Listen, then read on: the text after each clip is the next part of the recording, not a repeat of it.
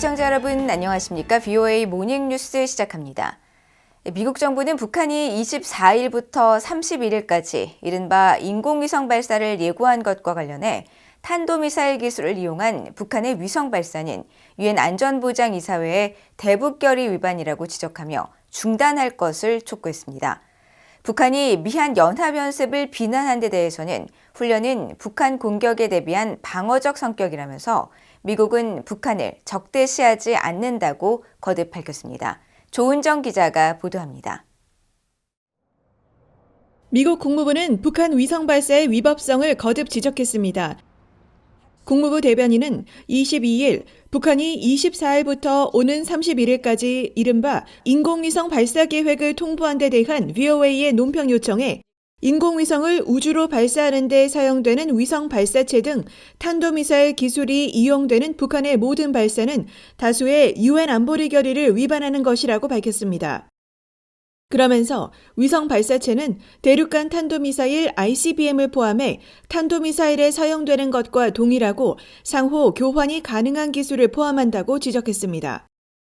이어 북한은 더 이상의 불법적인 활동을 중단하고 진지하고 지속적인 외교에 나서라고 촉구했습니다. 국무부 대변인은 이어 북한이 캠프 데이비드 미한일 정상회의에서 핵 전쟁 도발이 구체화됐다고 주장하며 미한 연합연습 을지 프리덤 쉴드, 을지 자유의 방패를 비난한 데 대해서는 연합훈련이 방어적 성격임을 거듭 강조하며 북한의 주장을 일축했습니다.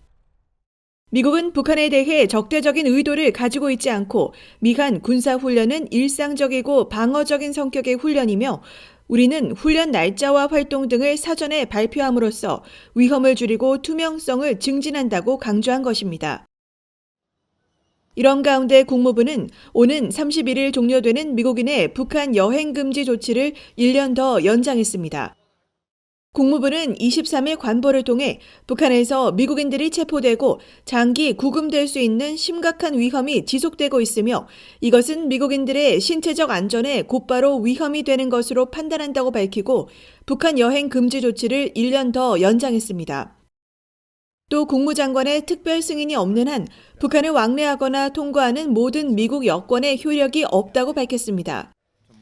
미국 정부는 미국인 대학생 오토 원비어가 북한에 여행을 갔다가 17개월이나 억류된 뒤 혼수 상태로 풀려나고 일주일 만에 숨진 사건을 계기로 2017년 9월 북한 여행 금지 조치를 단행했으며 이번 연장 조치는 6번째입니다. VOA 뉴스 조은정입니다. 한국의 윤석열 대통령이 미한 을지 프리덤 실드, 을지 자유의 방패 연합 연습 기간을 맞아 한미 연합사령부의 전시지휘소 CP 탱고를 방문하고 연습 상황을 점검하며 북한의 핵미사일은 심대한 위협이라면서 강력한 대응 태세를 강조했습니다.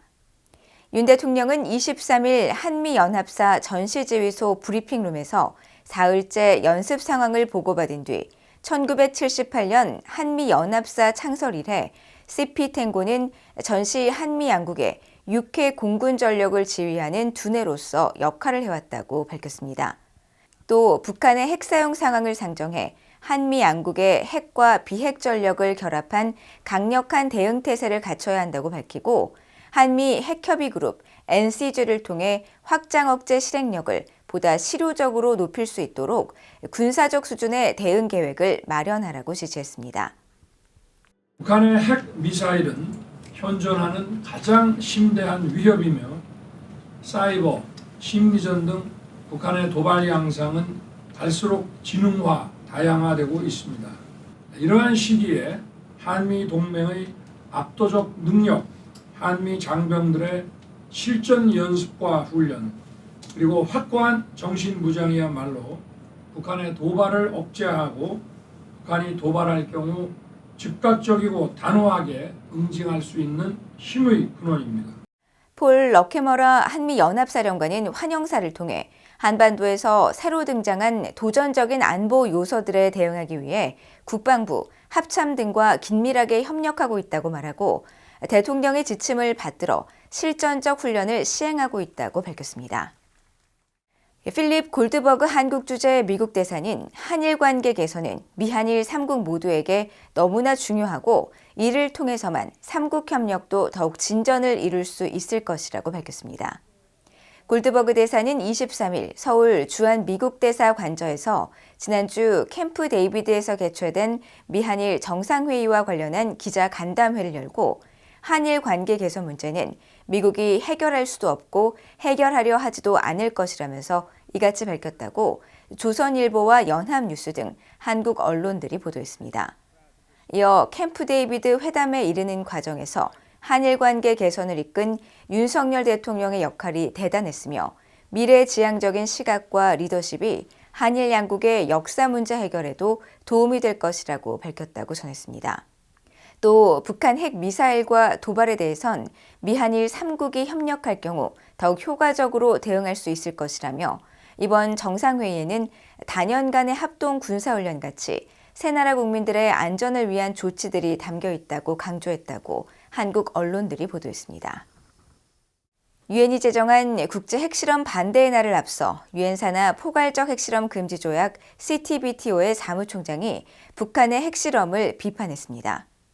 유엔 산하 포괄적 핵실험 금지 조약 기구 CTBTO의 로버트 플로이드 사무총장은 오는 29일 국제 핵실험 반대의 날을 앞두고 공개한 영상 메시지를 통해 유엔이 핵실험 반대의 날을 제정한 지 14년이 됐으며 그동안 핵실험을 한 나라는 오직 한 국가뿐이라고 밝혀 북한을 비판했습니다.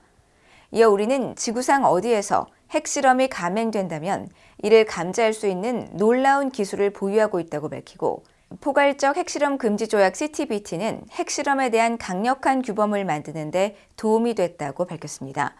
1996년 모든 종류의 핵실험 금지를 골자로 채택된 포괄적 핵실험 금지 조약 CTBT는 현재 186개국이 서명하고 178개국이 비준했으며 북한은 국제 핵실험 반대의 날이 제정되기 전인 2006년 1차 핵실험 이후 2009년부터 2017년 사이에 5차례 핵실험을 감행했습니다. 김영호 한국통일부 장관이 중국 내 탈북민들의 한국 입국을 위해 싱하이밍 한국 주재 중국 대사를 만날 기회를 만들겠다고 밝혔습니다. 김 장관은 23일 한국 국회 외교통일위원회에 출석해 한국 주재 중국 대사를 만날 계획이 있느냐는 국민의힘 태영호 의원의 질문에 한국에 와 있는 외교 공관과 통일부의 북한 인권 기록을 적극 공유하는 기회를 정기적으로 가질 계획이라고 밝혔습니다. 또 중국이 항저우 아시안게임을 앞두고 중국 내 탈북민 체포를 자제하는 등 태도 변화를 보이는 것 같다면서 아시안게임 전에 싱 대사를 만나 한국 행을 원하는 탈북민을 보내달라고 요청하라는 태 의원의 건의에도 적극적으로 검토하겠다고 답변했습니다. 한편 한국 정부는 통일부의 남북 교류 협력 담당 조직 4개를 폐지하고 정원 81명을 축소하며 장관직 속 납북자 대책반을 신설하고 북한 실태 분석과 국내외에 알리는 기능을 강화하는 직제 일부 개정령안을 23일 공고했습니다. 이상으로 BOA 모닝뉴스를 모두 마칩니다. 시청해주신 여러분 고맙습니다.